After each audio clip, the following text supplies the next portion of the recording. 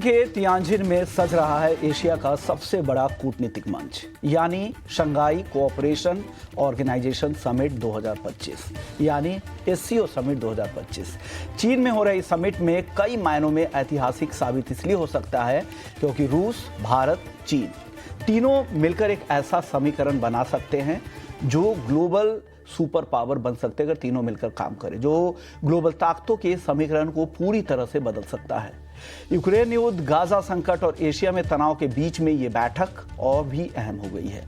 भारत के लिए मौका है अपनी रणनीतिक स्वतंत्रता दिखाने का और ग्लोबल मंच पर संतुलन बनाने का। चीन मेजबान है और इस बार दुनिया की निगाहें एससीओ की इस बैठक पर टिकी है।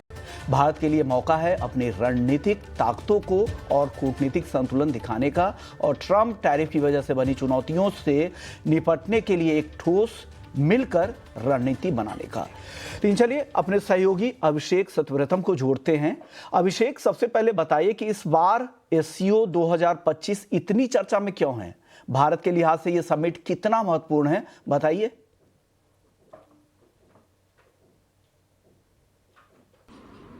विश्वमोहन, देखिए, एससीओ यानी कि शंघाई कोऑपरेशन ऑर्गेनाइजेशन, शंघाई सहयोग संगठन का ये 25वां समिट है और शायद इसके पहले हमने कभी इतनी चर्चा नहीं देखी होगी एससीओ समिट को लेकर। चीन के तियानजिन शहर में ये समिट हो रहा है जो कि एक पोर्ट सिटी है और पीएम मोदी इस समिट में भाग लेने के लिए पहुंच गए हैं। इस बार का समिट खास इसलिए है क्योंकि पूरी दुनिया ट्रंप के टैरिफ टेंट्रम से परेशान है। हम देख रहे हैं कि सप्लाई चेन को लेकर काफी डिस्टर्बेंसेस हो रही हैं, देशों के एक्सपोर्ट गिर रहे हैं, इन्फ्लेशन बढ़ने का डर है। उस लिहाज से काफी ज्यादा इंपॉर्टेंट हो जाता है और पीएम मोदी इस बैठक के लिए चीन पहुंचे हैं। 7 साल के बाद पीएम मोदी का ये चीन दौरा हो रहा है, उस लिहाज से भी इंपॉर्टेंट है और चीन के राष्ट्रपति शी जिनपिंग के साथ उनकी एक द्विपक्षीय वार्ता भी होने वाली है। तो माना यह जा रहा है कि टैरिफ वाले टेंशन को किस तरह से टैकल किया जाए, उस पर बातचीत होगी। वैसे देखा जाए तो भारत एससीओ के मंच का इस्तेमाल हिस्टोरिकली ईस्ट और वेस्ट को बैलेंस करने के लिए, टेररिज्म के मसले पर पाकिस्तान को काउंटर करने के लिए करता रहा है। लेकिन इस बार ऐसा लग रहा है कि ट्रेड वाला मुद्दा वहां पर काफी इंपॉर्टेंट होगा और ये छाया रहेगा क्योंकि हम देख रहे हैं कि देखिए, रूस, चीन और भारत ये तीनों ब्रिक्स के पार्ट हैं और ब्रिक्स देश जो है, ब्रिक्स जो एज अ संगठन जो है वो अमेरिका के राष्ट्रपति डोनाल्ड ट्रंप के निशाने पर भी रहा है और उन्होंने धमकी वाले सुर में भी कहा है कि अगर डॉलर को चुनौती देने की अगर कोशिश हुई तो इसके अंजाम काफी बुरे होंगे। लेकिन अब एससीओ समिट में देखते हैं कि ट्रेड को लेकर क्या फैसले होते हैं। इसके अलावा एक चर्चा ये भी हो रही है कि शायद इस समिट में एससीओ डेवलपमेंट बैंक को लेकर भी कोई बातचीत हो, तो ये मुद्दा भी फोकस में रहेगा। डिजिटल इंफ्रा को किस तरह से बढ़ाया जाए, इस पर भी चर्चा होने की उम्मीद है और पीएम मोदी की रूस के राष्ट्रपति व्लादिमीर पुतिन के साथ भी बैठक होगी और हम देख रहे हैं कि रूस के साथ भारत के रिश्तों को लेकर ट्रंप काफी तल्ख रहे हैं। तो अब ये सारे के सारे देश काफी बड़े देश हैं। अगर हम एससीओ को देखेंगे तो पूरी दुनिया के पॉपुलेशन का 42% अकेले इन 10 देशों में है। अगर हम लैंड की बात करें तो एससीओ जो देश हैं, एससीओ का जो समूह है, करीब करीब 1/4 पूरी दुनिया का लैंड इनके पास है और अगर हम जीडीपी की बात करें तो दुनिया की यानी कि वर्ल्ड जीडीपी का 33% जीडीपी इन 10 देशों से आता है। तो काफी ज्यादा इंपॉर्टेंट है और ये देखने वाली चीज होगी कि पीएम मोदी की, शी जिनपिंग की किन मुद्दों पर बातचीत होती है और किन मुद्दों पर आगे के लिए सहमति बनती है। बिल्कुल सही बात है। देखने वाली बात होगी कि किन मुद्दों पर सहमति बनती है, क्या कुछ बातचीत होती है। हालांकि समिट के बाहर भी जिनपिंग के साथ और पुतिन के साथ हो सकता है पीएम मोदी की बैठक हो, जिनपिंग के साथ तो डेफिनेटली बैठक होनी भी है। शुक्रिया अभिषेक, ये पूरी डिटेल्स और अपनी रिसर्च बताने के लिए। हमारे साथ 3 मेहमान हैं इस मुद्दे पर इस शो में शामिल हो रहे हैं। मंजू सेठ हैं, पूर्व राजदूत हैं, संजीव श्रीवास्तव हैं, विदेशी मामलों के एक्सपर्ट हैं और साथ ही अनुराग वर्मा हैं, वरिष्ठ पत्रकार। आप तीनों मेहमानों का बहुत बहुत शुक्रिया। मंजू जी, सबसे पहले आप अलग अलग देशों में पोस्टेड रही होंगी, क्या कुछ लग रहा है इस बार की स्थिति किस तरह की दिख रही है? इतनी चर्चा एससीओ समिट की पहले कभी नहीं हुई थी जितनी इस बार हो रही है, क्योंकि ट्रंप टैरिफ की वजह से एक अलग लॉबी बनाने की भी कोशिश हो रही है इन तीनों देशों की, रूस की, चीन की और भारत की। क्या लग रहा है कितना अहम है इस बार का एससीओ समिट? बिल्कुल आपने सही कहा, ये वैश्विक जो संतुलन बिगड़ गया है इस वक्त, जियो पॉलिटिकल जो इकोनॉमिक चर्न जो चल रहा है उसके कॉन्टेक्स्ट में ये जो एससीओ समिट है, जैसे आपने कहा पहले होते रहते थे समिट्स इसमें, और हमारा इतना ज्यादा हाई लेवल मीटिंग रिप्रेजेंटेशन कभी होता था कभी नहीं, तो हमने इतना ज्यादा इसको बहुत ज्यादा इम्पोर्टेंस नहीं दिए। हाँ, इम्पोर्टेंट था क्योंकि क्योंकि हमें लगता था कि चीन और रूस का ये उनका उनका मेन डोमिनेंस उसमें है और हमारा इतना उसमें रोल नहीं है, तो हम पार्टिसिपेट करते रहे। लेकिन इस वाला जो ये वाला समिट है, ये बिल्कुल बहुत एक महत्वपूर्ण समिट हो गया है, क्योंकि इसमें जो प्रेसिडेंट ट्रम्प के जो टैरिफ्स हैं उससे सभी को इतना प्रभाव पड़ा है, नेगेटिव प्रभाव पड़ा है चीन पे, इंडिया पे तो खासकर, और रूस पे तो है ही। और ये सब देखते हुए, और जो सारे देश जो इसमें पार्टिसिपेट करेंगे वो बहुत एक सभी प्रभावित हैं ट्रम्प टैरिफ से। और लेकिन जो 3 मेन देश हैं जो इस पे नजर है, और पूरे वर्ल्ड की नजर है इस पे, क्योंकि बीच में हमने देखा था कि हमारा अभी भी यूएस के साथ रिलेशनशिप हमने नकारा नहीं है, लेकिन वो थोड़ा सा वीकन हो गया है बिकॉज जो ट्रम्प के एक्शन से, प्रेसिडेंट ट्रम्प के एक्शन से। और साथ में चीन के साथ भी यही है, रूस के साथ तो थोड़ी अलग कहानी है। लेकिन हम इस वाले समिट में गए हैं with 2-3 clear sort of ideas और एजेंडाज। आई थिंक एक तो है बायलैटरल मीटिंग्स जो होंगे हमारे प्रधानमंत्री जी की शी जिनपिंग जी के साथ और व्लादिमीर पुतिन के साथ, ये दोनों अहम मीटिंग्स रहेंगी। और डिस्कशन में हर एक मुद्दा जो बायलैटरल इश्यूज का है और वैश्विक इश्यूज का है वो सब डिस्कस होगा। और इंडिया के जो भारत के लिए जो महत्वपूर्ण चीजें हैं वो है हाउ टू अपना जो स्ट्रेटेजिक ऑटोनॉमी भी रखते हुए अपनी बात भी रखेंगे, अपनी इंटरेस्ट भी रखेंगे। और ये चीन जो सोच, और चीन को भी लग रहा है कि ये जो इस वक्त जो एनवायरनमेंट बन गया है, वातावरण बन गया है, उसमें उनका चीन के भारत के साथ भी अच्छे संबंध रखने की बहुत जरूरत है। तो इसलिए हमने देखा उनका भी थोड़ा सा जो एटीट्यूड है थोड़ा सॉफ्टन हुआ है इंडिया को देख के, और वो बातचीत कर रहे हैं। और ये रेड कार्पेट वेलकम दिया उन्होंने हमारे प्राइम मिनिस्टर को, तो उनको लग रहा है कि हमारे इंटरेस्ट में है कि हम इंडिया के साथ भी अच्छे बनाएं, अच्छे ताल्लुकात बनाएं। और ये वाली जो एससीओ समिट है उस पे काफी मुद्दे जो कवर होंगे, लेकिन मुझे मेन चीज है जो मुझे लग रहा है ये तो टेररिज्म, ट्रेड और एक्सट्रीमिज्म और एक ग्लोबल साउथ का एक नजरिया बनाने के लिए आई थिंक उसमें ये महत्वपूर्ण होगा। और जो प्रेसिडेंट ट्रम्प के साथ मुझे नहीं लग रहा है कि कोई भी एक संयुक्त वो होगा स्टैंड या कुछ, लेकिन हाँ उसको जरूर डिस्कस किया जाएगा, और कैसे सिक्योरिटी और अपने जो पारस्परिक संबंध हैं जी और मेन जो सिक्योरिटी थ्रेट्स हैं उनको कैसे टैकल किया जाए। बिल्कुल सही बात है। और 3 जब सुपर पावर यहाँ पर जुटे हैं तो डेफिनेटली अगर उनके बीच में किसी भी तरह के पैक्ट्स होते हैं, किसी तरह की साझेदारी होती है, तो डेफिनेटली इसका ग्लोबल मंच पर इसकी आवाज़ होगी, इसकी गूंज होगी। संजीव श्रीवास्तव जी, जब एससीओ की शुरुआत हुई थी तो रीजनल सिक्योरिटी पर फोकस ज़्यादा था। अब धीरे धीरे यहाँ पर trade, global concern, geopolitical concern, इन सब चीज़ों पर भी अब फोकस बढ़ता जा रहा है। इस बार की जो समिट है उसे आप किस तरह से देख रहे हैं? क्या फोकस रहेगा इस बार इस समिट में?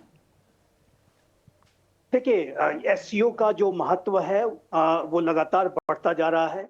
शंघाई कोऑपरेशन ऑर्गेनाइजेशन भी विश्व में एक अल्टरनेट वैकल्पिक विश्व व्यवस्था को बनाने की जो एक खोज है, जो एक तलाश है, और जाहिर है कि जो ऐसी शक्तियां जिनको कि अंतर्राष्ट्रीय जो स्थापित मंच है वहां पर उनका डिजर्विंग प्लेस नहीं मिला है, वो राष्ट्र जो कि इमर्ज कर चुके हैं लेकिन उनकी आवाज को उतनी तवज्जो नहीं दी जाती है, और उसको उन आवाजों को और अधिक मजबूत बनाने के लिए एससीओ भी एक बड़ी भूमिका निभा रहा है। ब्रिक्स की भी उसी तरीके से भूमिका है, और ऐसे ही जो अनेक जो क्षेत्रीय संगठन हैं वो अपनी अपनी जो अपनी बातों को ऐसे मंचों के माध्यम से रखने की कोशिश कर रहे हैं, क्योंकि रीजन बहुत स्पष्ट है कि यूनाइटेड नेशंस ऑर्गेनाइजेशन और उससे जो जुड़ी हुई अनेक जो संस्थाएं हैं वो वेस्टर्न डोमिनेटेड हैं, वहां पर सुधार नहीं हुए हैं, और इसी वजह से एससीओ का जो महत्व है वो और भी आगे आप देखेंगे कि बढ़ेगा।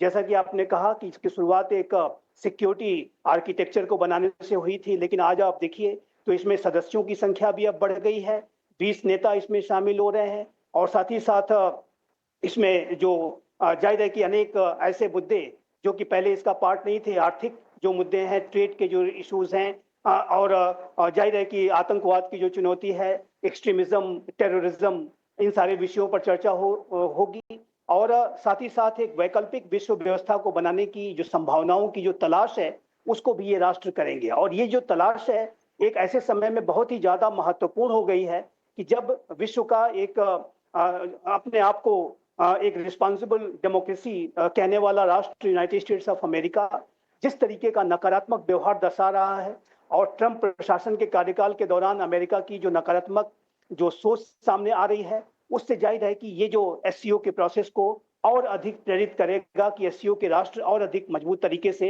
एक दूसरे के साथ जुड़ें, ब्रिक्स के राष्ट्र एक दूसरे के साथ और अधिक मजबूत तरीके से जुड़ें और वैकल्पिक व्यवस्था को बनाने की जो संभावना है उसको और अधिक तेज गति से उसकी तलाश करें। तो मेरा ऐसा मानना है कि ये जो समिट है वो अमेरिका के नकारात्मक प्रवृत्ति की वजह से, उसकी ट्रंप प्रशासन की नकारात्मक सोच की वजह से, आत्म केंद्रित सोच की वजह से और भी ज्यादा महत्वपूर्ण हो गई है। और भारत के प्रधानमंत्री श्री नरेंद्र मोदी इस एससीओ की समिट में पार्टिसिपेट करके उसकी साइडलाइंस में जो शी जिनपिंग से मुलाकात होगी, अन्य नेताओं से जो मुलाकात होगी, उससे भारत ये स्पष्ट रूप से मैसेज देना चाहेगा कि भारत अपनी स्ट्रेटेजिक ऑटोनॉमी यानी रणनीतिक स्वायत्तता के साथ कोई समझौता नहीं करेगा। बिल्कुल सही बात है। अपने निर्णय स्वयं लेगा। अमेरिका डिक्टेट नहीं कर सकता। अमेरिका भारत को ये नहीं बता सकता कि हम किससे तेल खरीदें, किससे तेल न खरीदें, किससे व्यापार करें, किससे व्यापार न करें। ये भारत स्वयं तय करेगा। और भारत की जो विदेश नीति हो, रक्षा नीति हो, आर्थिक नीतियां हो, सभी में स्ट्रेटेजिक ऑटोनॉमी, रणनीतिक स्वायत्तता उसका इंटीग्रल पार्ट रहा है और आगे भी रहेगा। बिल्कुल बिल्कुल सही कहा आपने, ये सही बात आपने कही है, क्योंकि हम एक कंजम्पशन वाली इकोनॉमी है जहां पर हमारा इंटरनल खपत भी काफ़ी बड़े स्केल पर है। और कल इस बात को ओएनजीसी चेयरमैन ने भी कहा था कि हम ये या तो आप बैन कर दे, यूएसए क्रूड ऑयल को पूरी तरह से बैन कर दे, अमेरिका पूरी तरह से बैन कर दे, वो नहीं कर रहा है तो हम क्यों नहीं खरीदे। भारत सरकार ने भी बैन नहीं किया है, अमेरिका ने भी बैन नहीं किया है, या फिर बाकी यूरोपियन कंट्रीज नहीं बैन कर रहे हैं। जब खरीदना है तो अगर हमें सस्ता सबसे मिल रहा है तो हम वहीं से खरीदेंगे। ओएनजीसी चेयरमैन का ये बयान था और ये एक अहम बात है। एक और चीज अनुराग जी आपसे मैं पूछना चाहूंगा, यूक्रेन युद्ध पर और साथ ही इजराइल गाजा का जो संघर्ष चल रहा है, इन मामलों पर जितने भी मेंबर्स देश है वो काफी बटे हुए नजर आ रहे हैं। साथ ही भारत पाकिस्तान का तनाव ये एससीओ के अक्सर एजेंडे को बिगाड़ देता है। क्या इस बार हम उस पर ज्यादा विचार ना करके उस पर मंथन नहीं होगा, ज्यादा इकोनॉमी पे ज्यादा होगा, ट्रेड पे ज्यादा होगा इस बार की समिट? अनुराग जी अनम्यूट कीजिएगा सर। विष्णु जी, इस बार का जो एससीओ समिट है वो जो है एक तरह से मैसेजिंग के लिए, वो एक अमेरिका को मैसेज देने के लिए है कि भाई अब आप ही अकेले दादा नहीं हो। अगर बाकी जो है, अगर आप एक साथ विश्व के कई बड़ी शक्तियों के पीछे पड़ जाओगे तो वो भी यूनाइट हो सकती हैं। अगर हम मैंने कई टीवी डिबेट्स में ये बात बोली है कि डोनाल्ड ट्रंप जिस तरह से एक बहुत बड़े देश के राष्ट्रपति हैं, प्रेसिडेंट हैं, तो जिस तरह की गंभीरता और जिस तरह की जो उनका व्यक्तित्व होना चाहिए वो उसको अडॉप्ट नहीं कर पाए हैं, जिसकी वजह से जो उनकी बात करने की जो तरह तरह की जो उन्होंने इंडिया पाकिस्तान ऑपरेशन सिंदूर पे बातें करी, जिस तरह से उन्होंने टैरिफ वॉर पे बात करी, वो अमेरिका जैसे शक्तिशाली देश के राष्ट्रपति के को सूट नहीं करता है। अगर ये एससीओ समिट जिस तरह से इस बार का हो रहा है और जितना हाइप है, पहले हो जाता था, हम जर्नलिस्ट को बहुत ज्यादा नहीं पता होता, जो एक्चुअली कवर कर रहे होते उनको पता था, बाकी लोग बहुत ज्यादा ध्यान नहीं देते थे। इस बार क्या हुआ है कि जो लोग कवर नहीं कर रहे हैं, एक आम जनता भी बॉदर्ड है। उसका रीजन सबसे बड़ा ये है कि टैरिफ वॉर के बीच में एक जो नया ब्लॉक बन रहा है चाइना, रशिया, इंडिया का, वो बहुत इंपॉर्टेंट है।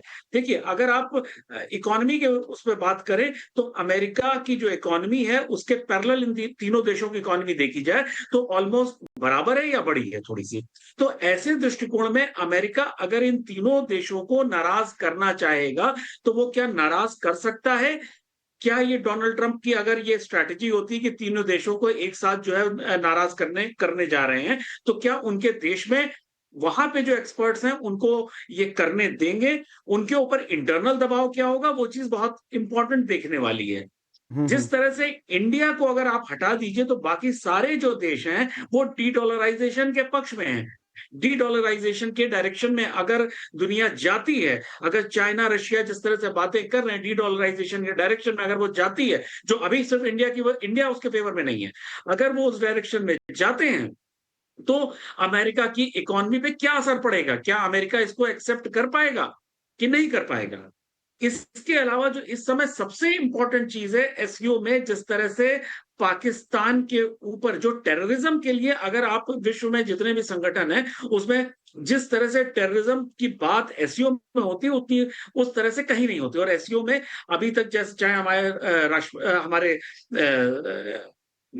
रक्षा मंत्री ने जिस तरह से बातें करी, हमारे फॉरेन मिनिस्टर ने जिस तरह से बातें करी, वो एससीओ में चाइना को और रशिया को ये स्पष्ट है कि भारत ऑपरेशन सिंदूर के बाद पाकिस्तान के जो आतंकवादी गतिविधियां हैं उसको लेके बहुत ही गंभीर है।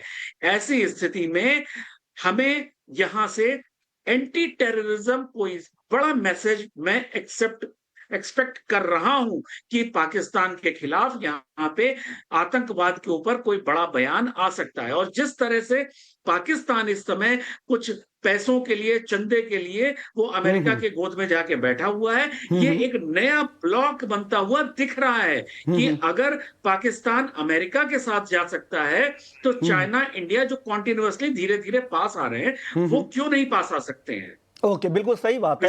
हालांकि ये अपॉर्चुनिस्टिक बात भी होती है कि अपॉर्चुनिटी अभी है उस तरह के, इस वजह से भी करीब आ रहा है कि हर देश, हर इकोनॉमी अभी ट्रेड टैरिफ से परेशान है। मंजू जी, चाइना कई बार अपने पॉलिसी को बदलता भी है और भारत के साथ उस तरह से सामंजस्य बनाकर नहीं चला है जिस तरह की उम्मीद करनी चाहिए, क्योंकि लॉजिस्टिकली ये काफ़ी करीब कंट्री है। अगर हमारा ट्रेड चाइना के साथ ज़्यादा बढ़े तो दोनों देशों का इसका फ़ायदा है। इसके बाद भी वो बैकफायर कई बार करता है। हमने ऑपरेशन सिंदूर के दौरान भी देखा कि चाइना पूरी तरह से पाकिस्तान को भी सहयोग कर रहा था। क्या आगे भी इस तरह की चिंता बनी रहेगी अगर चाइना से हम सहयोग बढ़ाते भी हैं? हाँ बिल्कुल, ये साथ साथ चलता रहेगा, सहयोग बढ़ेगा भी और साथ में ये दूसरी चुनौतियां, ये दूसरे जो क्या कहें सपोर्ट जो चल रहा है वो भी मुझे लग रहा है साइड बाय साइड ही चलेगा। क्योंकि हमने देखा है हमारा जो पास्ट एक्सपीरियंस रहा है चीन के साथ वो ऐसा ही रहा है। वो दोस्ती भी करते हैं एक हाथ से और दूसरे हाथ से कुछ प्रेशर बना के रखते हैं, कुछ ऐसे एक्शन ले लेते हैं जो थोड़ा सा हमारे जो ट्रस्ट को है वो ब्रेक करते हैं। लेकिन वो इनकी ये एक आई थिंक एक स्ट्रैटेजी है चीन की कि इंडिया को कैसे थोड़ा सा दबाव बना के रखे ताकि ये ना सोचे इंडिया कि हम बहुत वो उनसे उनके साथ कोई एक ही जो हम चाहते हैं कि एशिया में सब दोनों कंट्री साथ में रहें। वो कहते हैं कि एशिया में मैं नंबर 1 रहूं और वो है भी इस वक्त नंबर 1 चीन। लेकिन वो साथ में ये चाहते हैं कि वो पोजीशन जो है सब कंट्रीज एक्नॉलेज करें और खासकर इंडिया एक्नॉलेज करे कि हाँ आप नंबर 1 है यहाँ पे। तो उनके जो भी ट्रेडिशनल या हिस्टोरिकल कारण कहा बताए जाते हैं कि उनका मानना है कि हमारा जो पुराना ग्लोरी था और जो एम्पायर, चीनी एम्पायर था एक टाइम पे, हमें फिर वही एक दबदबा होना चाहिए एशिया में और हमारा वही एक स्थान होना चाहिए। तो ठीक है, उनको ऐसा लगता है कि वो उनके हित में है ये जो एक्शंस लेते हैं वो, और साथ में वो इंडिया के साथ भी चलना चाहते हैं लेकिन थोड़ा सा प्रेशर भी बना के रखते हैं। और ये हमेशा हम देखते आए हैं ऐसा ही होता रहा है। बीच बीच में अच्छे हो जाते हैं ताल्लुकात और हम इंडिया सोचता है कि हाँ बहुत बढ़िया चल रहा है, लेकिन हमने देखा है हमेशा जब हमने ये सोचा कि बहुत करीब आ गए हैं चीन के साथ, हम साथ में काम करते जा सकते हैं, स्ट्रेंथन हो गए रिलेशंस, कुछ ना कुछ ऐसा हो जाता है जिसकी वजह से ये जो ट्रस्ट है वो बिखर जाता है। तो मुझे लग रहा है ये ऐसा ही चलेगा, लेकिन इसीलिए हमको अपने रिलेशनशिप अच्छे भी रखने हैं लेकिन हमने अपने आप को भी स्ट्रांग रखना है और चौकन्ना रखना है, ऑलवेज कॉशियस रखना है। और आगे कोई भी रिलेशनशिप जो हम हर एक देश के साथ एक कॉशन के साथ आगे चलना है और अपने हित रखते हुए, अपनी स्ट्रेटेजिक ऑटोनॉमी हित को मद्देनजर रखते हुए हमें आगे स्टेप्स लेने चाहिए। और साथ में हम देख रहे हैं कि हम अगर जैसे हमने देख लिया यूएस के साथ तो क्या हुआ है, इतना हमने सोचा कि हमारे साथ, हम उनके साथ हैं, वो हमारे साथ फुल एक तो परमानेंट एक वो फ्रेंड है। लेकिन हाँ, जैसे कहा जाता है परमानेंट फ्रेंड्स परमानेंट कोई नहीं होते, ओनली परमानेंट इंटरेस्ट होते हैं। तो आई थिंक यही एक ये बड़ा क्लियर इस भारत के लिए लेसन है कि हमारे सिर्फ परमानेंट इंटरेस्ट हैं, हमारे परमानेंट ना फ्रेंड्स हैं ना परमानेंट एनिमीज। तो एक ये हमेशा हमें याद रखना होगा और आगे अपने जो रिलेशनशिप है उसके बेसिस पे बिल्ड करना पड़ेगा। बिल्कुल, ट्रेड में तो इस तरह की बात भी नहीं होती है, जहाँ पे मौके हैं लोग जाते भी हैं, और हमने इस तरह के देखे भी है। जब दोस्ती की बात करते थे ट्रंप, और आज बिल्कुल अलग खड़े हैं और दुनिया में सबसे ज़्यादा टैरिफ भारत पर लगाए गए हैं। आप अब संजीव जी, अब एक सवाल आपसे ये होगा, 3 मजबूत ताकतें जो ग्लोबल ताकतें हैं यूएस के बाद, चीन, भारत और रूस। चीन मैन्युफैक्चरिंग के लिए जाना जाता है, अपने एनर्जी पावर के लिए रूस जाना जाता है, और साथ ही भारत अपने सर्विसेज के लिए जाना जाता है। ये तीनों साझेदारी कितना यहाँ पर पावरफुल हो सकती है, और साथ ही क्या लग रहा है आपको आने वाले समय में डॉलर के डोमिनेंस को भी चुनौती दे सकते हैं क्या, संजीव जी? देखिए, अभी वर्तमान समय तक भारत की ऐसी कोई योजना नहीं है कि हम डॉलर को चुनौती देने के बारे में सोच रहे हैं। और डी डॉलराइजेशन के बारे में भारत की सरकार की तरफ से स्पष्ट किया गया था यूनाइटेड स्टेट्स ऑफ अमेरिका को, जब डोनाल्ड ट्रंप ने इस संदर्भ में अपनी चिंता व्यक्त की थी कि हमारा कोई ऐसा लक्ष्य नहीं है कि हम डॉलर को चुनौती देने जा रहे हैं। बट ये जरूर है कि हम एक वैकल्पिक जो विश्व व्यवस्था है, एक बहुध्रुवीय विश्व व्यवस्था है, उसमें विश्वास रखते हैं, और मल्टीपोलर वर्ल्ड ऑर्डर को बनाने में भारत अपना जो भी योगदान कर सकता है वो करेगा। और भारत और रशिया और चाइना, जाहिर है कि ये तीनों महत्वपूर्ण राष्ट्र हैं जो आपने प्रश्न पूछा है। भारत और चाइना और रशिया के बीच के जो संबंध अगर बेहतर होते हैं, सुधरते हैं, और रशिया के साथ तो हमारे संबंध बहुत ही प्रगाढ़ और गहरे हैं, ये टाइम टेस्टेड रिलेशनशिप है, इसको किसी भी दबाव में, किसी भी पुल्स एंड प्रेशर के आधार पर कम नहीं किया जा सकता, ये भारत बहुत स्पष्ट कर चुका है। रशिया के साथ हमारी जो पार्टनरशिप है, इसको हम कहते हैं special and privileged strategic partnership. और वहीं चाइना के साथ जो हमारे संबंध है, वो अब ये जो नया भारत है, वो चाइना के चरित्र को हम जानते हैं कि चाइना दबाव भी बनाने की कोशिश करता है, वो डिसेप्टिव बिहेवियर भी करता है। इसी वजह से चाइना के साथ जो इस नए भारत का जो अप्रोच है कि हम चाइना के साथ पोजीशन ऑफ स्ट्रेंथ के साथ नेगोशिएट करेंगे, डील करेंगे, बातचीत करेंगे। गलवान की हिंसा के बाद भी आप देखिए तो हमने अपने मिलिट्री के जो डिप्लॉयमेंट्स को लगातार सशक्त और मजबूत बनाया। बॉर्डर एरियाज का जो इंफ्रास्ट्रक्चर डेवलपमेंट प्रोग्राम है वो टाइम बाउंड मैनर में तेज गति से आगे बढ़ रहा है, और इंटरनेशनल कोलैबोरेशन भी हम गहरा कर रहे हैं। कि अभी देखिए प्रधानमंत्री श्री नरेंद्र मोदी ने जापान की यात्रा की है, और जाहिर है कि लोकतांत्रिक राष्ट्रों के बीच का जो गठबंधन मजबूत बनाने की दिशा में, क्वाड को मजबूत बनाने की दिशा में भारत अपना प्रयास करता रहा है। ये दुर्भाग्यपूर्ण है कि यूनाइटेड स्टेट्स ऑफ अमेरिका के राष्ट्रपति डोनाल्ड ट्रंप, जो कि स्वयं इस तरीके के सामरिक चुनौतियों से अमेरिका फेस करता है, डेमोक्रेटिक रूल्स बेस्ड ऑर्डर पे जो चुनौतियां आ रही हैं उससे अमेरिका को स्वयं डील करना पड़ेगा। लेकिन उसको सबको दरकिनार करते हुए उन्होंने भारत के ऊपर ही, एक क्लोज स्ट्रेटेजिक पार्टनर के ऊपर ही उन्होंने टैरिफ लगाने का फैसला किया। ये बहुत दुर्भाग्यपूर्ण है, और ये लोकतांत्रिक राष्ट्रों के बीच में सहमतियां बन रही थी उसको कमजोर करने का ही कार्य करेगा। लेकिन इसका जो फायदा है वो चाइना अवश्य उठाएगा, और भारत और चाइना के बीच के जो संबंध है, मेरा ऐसा मानना है कि ये विश्व के 2 सबसे बड़ी जनसंख्या वाले राष्ट्र हैं, दोनों मेजर इकोनॉमीज हैं, एंशिएंट सिविलाइजेशंस हैं, और जाहिर है कि पड़ोसी राष्ट्र भी हैं। तो इन दोनों देशों के बीच में जो संबंध है उसको हमें लगातार अगर बना सकते हैं तो वो बनाना होगा। लेकिन बिल्कुल सही बात है। संजीव जी, एक और सवाल मेरा होगा, जिस तरह के टेक्नोलॉजी पावर यूएस के पास है, यूएस की कितनी सारी कंपनियों का देश में इन्वेस्टमेंट है, आपको लग रहा है कि उसका रिप्लेसमेंट चाइना या रूस जैसी कंट्री कर पाएंगे? क्योंकि जिस स्केल पर उनका निवेश है भारत में, जितनी टेक्नोलॉजी का हम इस्तेमाल देश में करते हैं अमेरिकी टेक्नोलॉजी का, उतना तो किसी भी इकोनॉमी का नहीं है उतना इन्वेस्टमेंट। क्या लग रहा है कैसे रिप्लेस हो पाएगा? छोटा जवाब सर।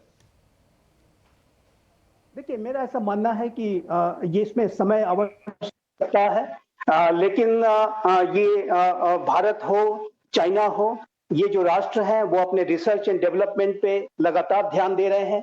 अभी लाल किले की प्राचीर से प्राइम मिनिस्टर श्री नरेंद्र मोदी ने अनेक ऐसी परियोजना प्रोग्राम्स को उन्होंने अनाउंस किया है जिसमें कि R&D पर विशेष बल दिया जाएगा। भारत अपने R&D के निवेश को बढ़ा रहा है।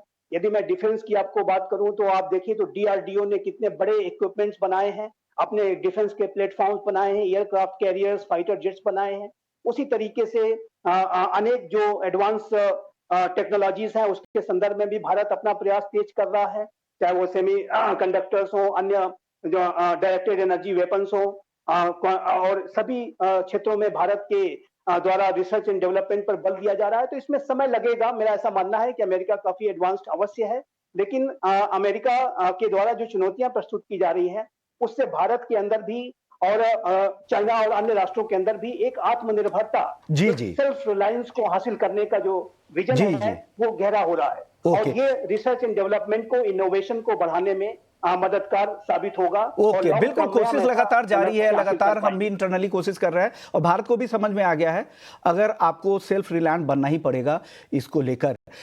एक सवाल थोड़ा जियोपॉलिटिकल को लेकर लेते हैं अनुराग जी आपसे। पाकिस्तान के साथ एक ही मंच पर बैठना भारत की रणनीति को तो प्रभावित नहीं करेगा? देखिए विश्वनाथ जी, अब बहुत ज्यादा इस चीज को, अब जिस तरह से विश्व बदल रहा है पिछले कुछ सालों में, अब जैसे चाइना और भारत करीब आ रहे हैं। अगर पाकिस्तान से हमारी कोई दुश्मनी नहीं है, अगर वो आतंकवादियों को पनाह देना, आतंकवादियों को शेल्टर देना बंद कर दे, हमारी पाकिस्तान से क्या दुश्मनी हो सकती है? कुछ नहीं। और हमने इन एनी केस पाकिस्तान को ये समझा दिया है कि हम क्या कर सकते हैं और तुम कहां हो।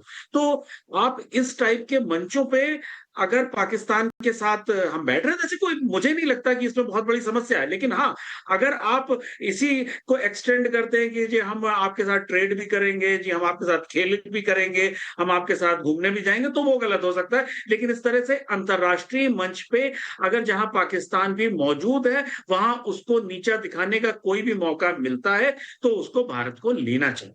ओके, बिल्कुल सही बात है।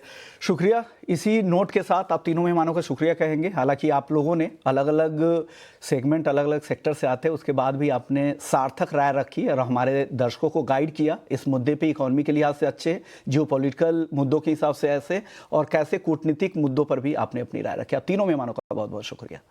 चलिए इस खास पेशकश को यही समेटते हैं। एससीओ समिट 2025 ने नई दिशा और नए रिश्तों की बुनियाद तो जरूर रखेगा। अब देखने वाली बात होगी कि ये फैसले आने वाले वक्त में कितना असर दिखाते हैं। तो इस खास पेशकश को ही समेटेंगे। बाकी खबरों के लिए आप बने रहिए हमारे साथ। नमस्कार।